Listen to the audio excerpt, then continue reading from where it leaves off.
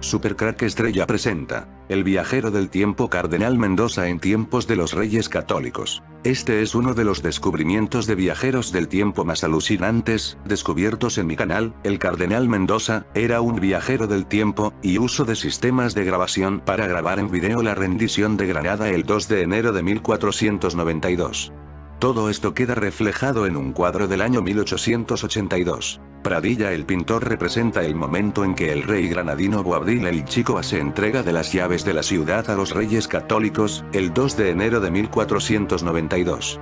El pintor quiso impactar a la opinión pública de la época, por lo que no dudó en pintar un cuadro poblado por un buen puñado de personajes. En el cuadro aparece el Cardenal Mendoza, un viajero del tiempo, como demostraremos en este video. El Cardenal Mendoza viajó al pasado con una máquina del tiempo y recogió una caja de plomo que guardaba la tabla que Pilatos mandó poner en lo alto de la cruz, sobre la cabeza de Jesucristo. Si amigos, esto es cierto, este Cardenal Mendoza, que vivió en la época de los Reyes Católicos, viajó a la época de Jesús Cristo y se llevó caja de plomo que guardaba la tabla que Pilatos mandó poner en lo alto de la cruz, sobre la cabeza de Jesucristo.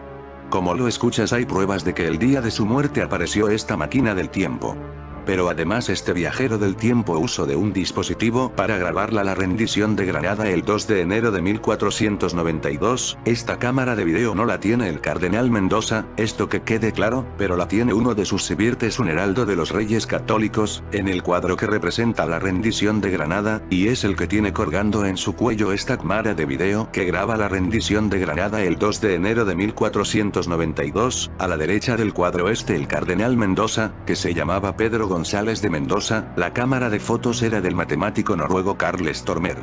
Pedro González de Mendoza fue un eclesiástico, político, militar y mecenas castellano, conocido como Gran Cardenal de España. También fue conocido en su tiempo como el tercer rey de España, después de la reina Isabel la Católica y su esposo Fernando. En efecto, su poder llegó a ser inmenso, y su papel como consejero en la España de finales del siglo XV fue decisivo. Él era un viajero del tiempo, como mostraremos en este video. Nacido el 3 de mayo de 1428 en Guadalajara, estudió en Salamanca y fue nombrado obispo de Calahorra en 1454, de Sigüenza 1467 y arzobispo de Sevilla 1474. Fue fiel consejero de Enrique IV, de quien recibió entre otras mercedes las tercias de Guadalajara en 1466, y por quien combate en 1467 en Olmedo, junto a su familia, contra el bando del Marqués de Villena. Asimismo fue nombrado cardenal en 1473 en vida de Enrique IV y arzobispo de Toledo y primado de España en 1482 con los Reyes Católicos. Cambió su cardenalato de Santa María Dominica por el de la Santa Cruz en 1478, por devoción propia y familiar. En la Edad Media se nombraba un solo cardenal en toda España, el llamado Cardenal de España, con lo que este título de príncipe de la Iglesia tenía más relevancia que en la actualidad, debiendo reparar y mantener una basílica en Roma y recibiendo las rentas que la misma proporcionaba. Incluso el rey Luis XI de Francia le concedió una abadía en Normandía-Frecamp, 1478 por su mediación en evitar una nueva guerra entre Aragón y Francia por el Rosellón. Aunque los Mendoza fueron inicialmente los guardianes de la princesa Juana la Beltraneja, hija de Enrique IV y sobrina de Isabel la Católica e importantes partidarios de Juana, fue su cambio de bando en 1473 al lado de Isabel, posiblemente tanto por las ventajas que se obtendrían a cambio de su apoyo como por ser Fernando tataranieto de Pedro González de Mendoza, el de Aljubarrota, y por la intercesión en favor de Fernando del cardenal Rodrigo Borgia, futuro Alejandro VI, y quien le lograra el cardenalato, lo que ayudó al encumbramiento de la familia, y a que Isabel conservara la corona de Castilla desde 1474. El cardenal se distinguió tanto en la Guerra Civil, sitio de Zamora y Batalla de Toro, como en la Guerra de Granada, siendo él quien bendijo la Granada recién conquistada. Consejero de los reyes, contribuyó al sometimiento de la nobleza y a la pacificación y grandeza del reino. El escudo nobiliario con las bandas verdes y la divisa Ave María de los Mendoza era respetado en toda la península. Dice Madariaga del Gran Cardenal Mendoza que cuando los reyes católicos pensaron en instaurar la Inquisición 1477 por indicación del clero, le trasladaron la labor y se dedicó a ello de un modo evangélico mediante predicación, escuelas y la persuasión, y como eso no diera resultado, en 1479 fue apartado del asunto y los reyes fundaron la Inquisición. su mecenazgo, magnanimidad, y su carácter autoritario, fueron leyenda. Como toda la familia, fue hombre de gran cultura, tuvo una gran biblioteca, escribió poemas no muy buenos y fue mecenas de las artes, y uno de los que introdujeron en España el estilo arquitectónico renacentista italiano, fundó el Colegio de Santa Cruz en español en Valladolid en 1479, cuyo edificio se levantó en 1486, y quiso en su testamento de 1494 que la obra fuera acabada por Lorenzo de Vázquez, ordenó obras importantes en la Catedral de Toledo, un retablo para San Francisco Guadalajara, la iglesia de Santa Cruz Sevilla, y redecoró la iglesia de Santa Croce Roma, entre otras obras.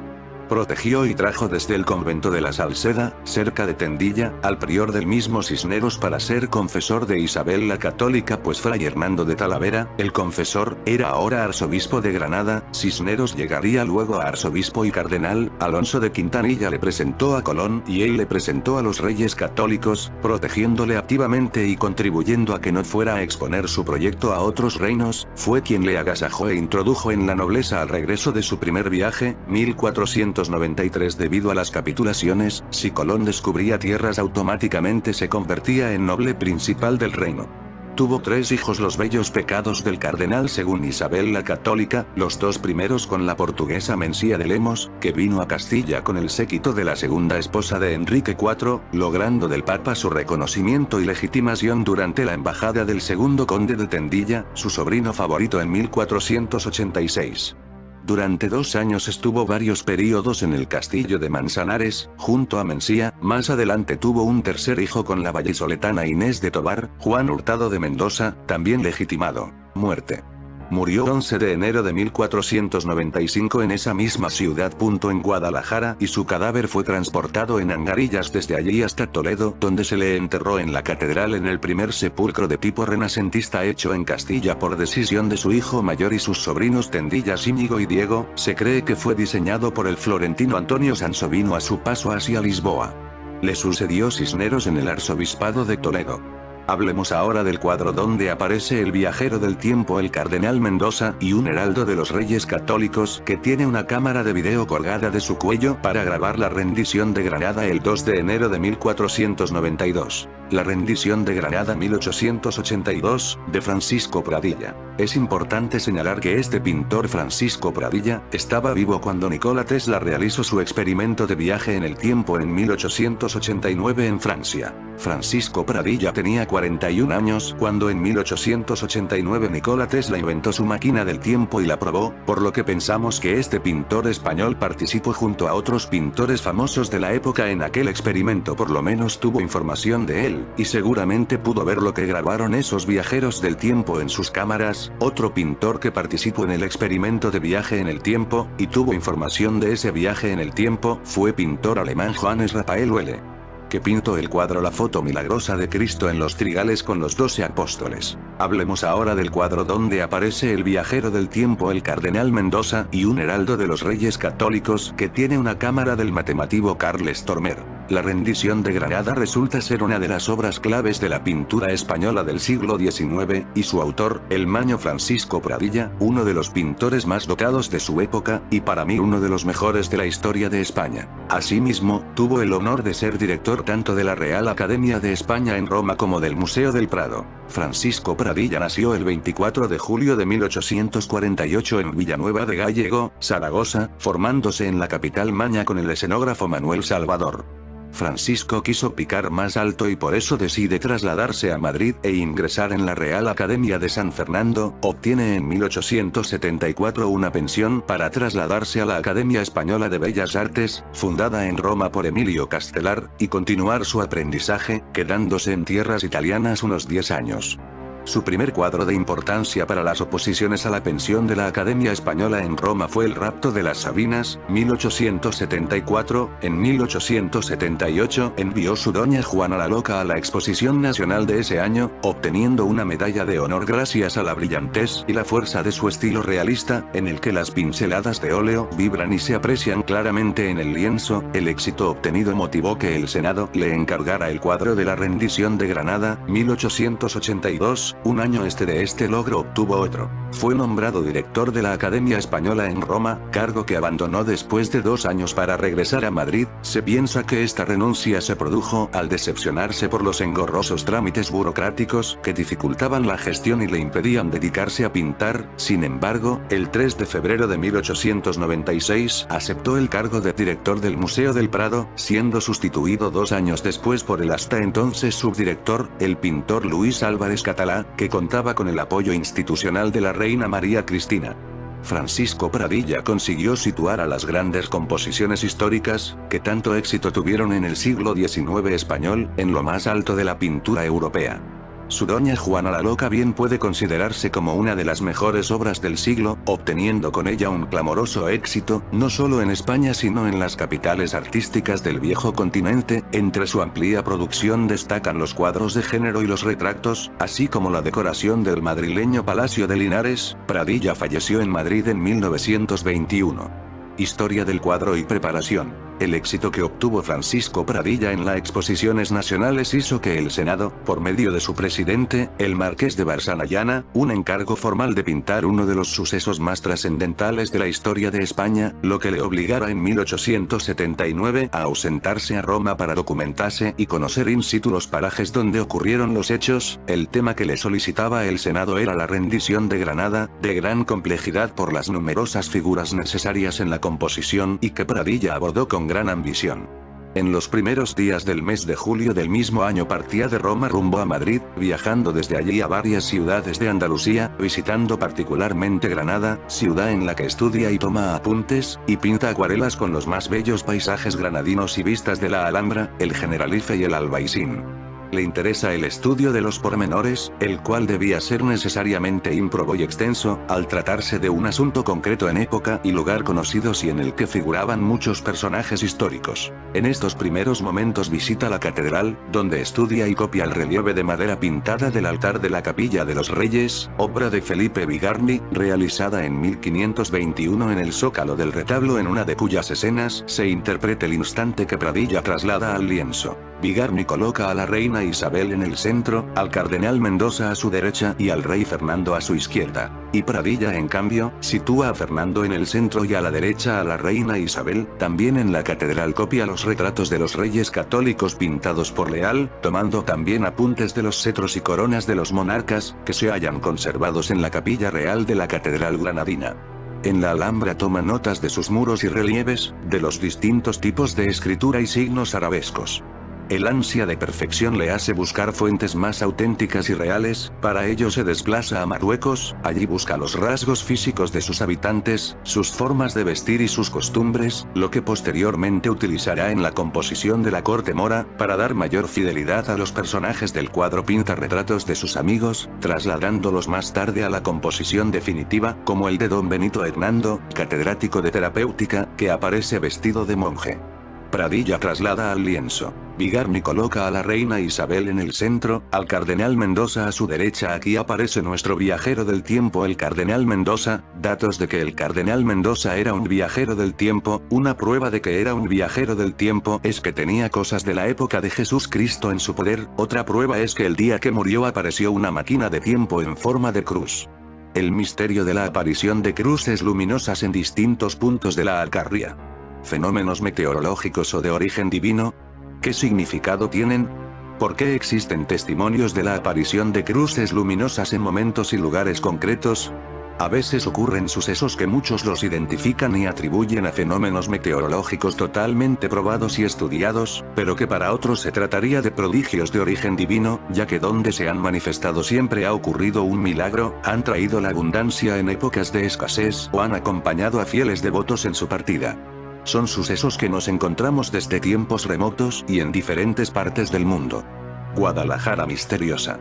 Se trataba de una historia ocurrida en esta ciudad en el año 1414, exactamente a un 18 de marzo. La aparición de una extraña cruz en el cielo. A modo de recordatorio diremos que algo parecido ocurrió en Buendía en marzo de 1955, en el camino de Villalba del Rey se encontraba una cruz de madera a la que todo el mundo la llamaba la Cruz del Calvario, era un lugar donde la gente iba a rezar, a pedir por sus enfermos. En unos informes sobre casos y procesos realizados por la Santa Inquisición se narran los testimonios de unas mujeres que estaban realizando sus oraciones y de cómo un día de los muchos otros que habían acudido a rezar algo llamó su atención.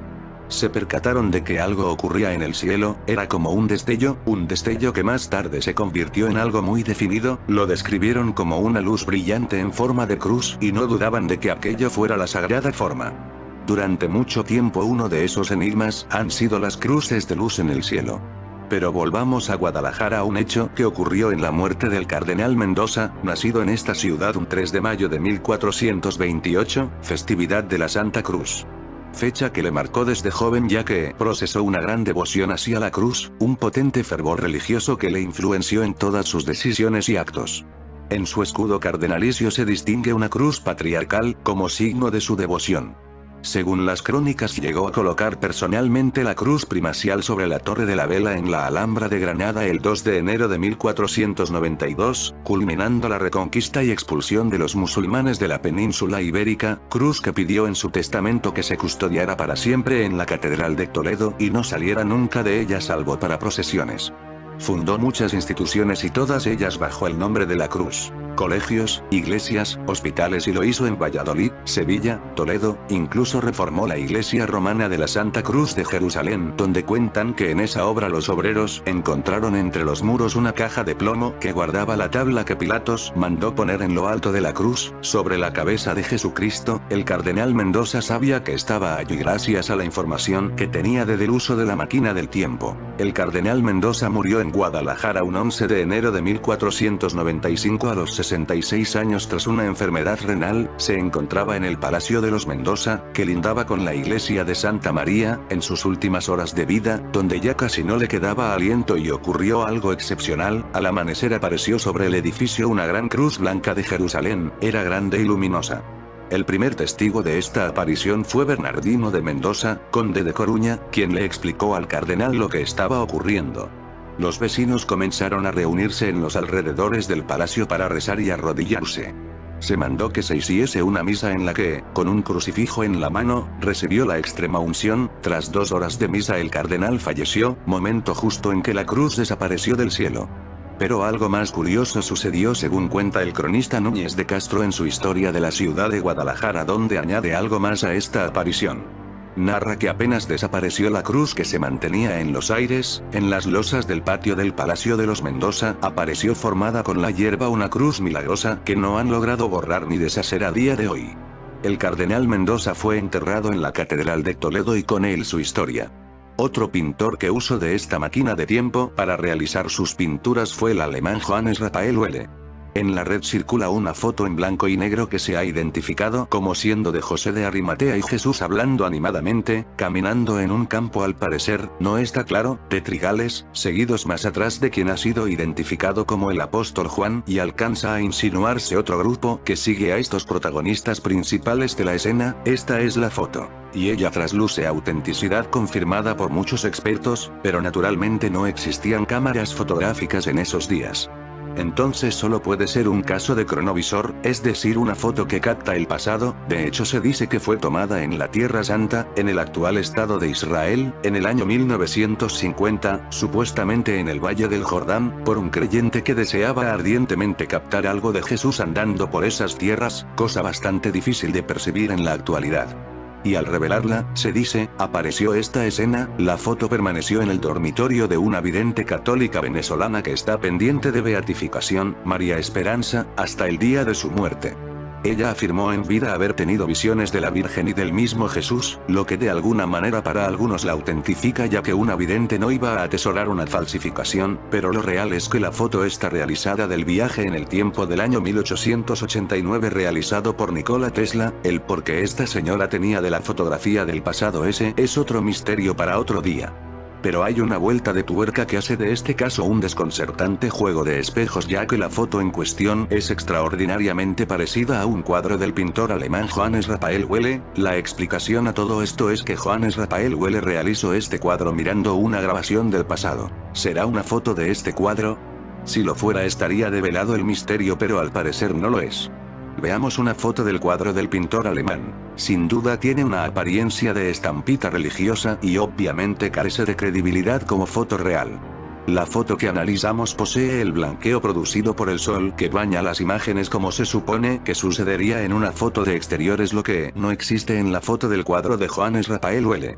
Pero además la expresión general de las figuras en la foto del cuadro carecen de la impronta de una foto real. Puede verse además que la inclinación de la cabeza, tanto del apóstol Juan como de Jesús, difieren si comparamos las dos fotos. Veamos. Las diferencias entonces entre la foto del cuadro de Johannes Raphael Welle y la foto que venimos analizando son insalvables, incluso suponiendo los recursos y artimañas del Photoshop.